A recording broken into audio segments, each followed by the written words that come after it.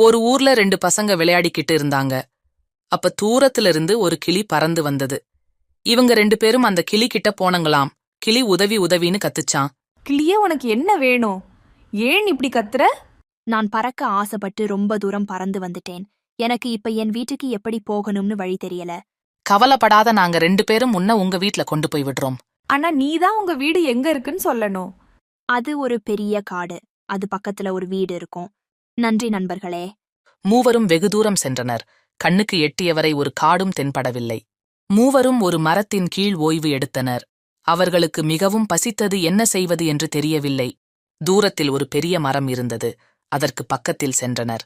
நண்பர்களே, நான் உங்களுக்கு உதவி செய்கிறேன். நான் உங்களுக்கு பழம் பறித்து தருகிறேன்.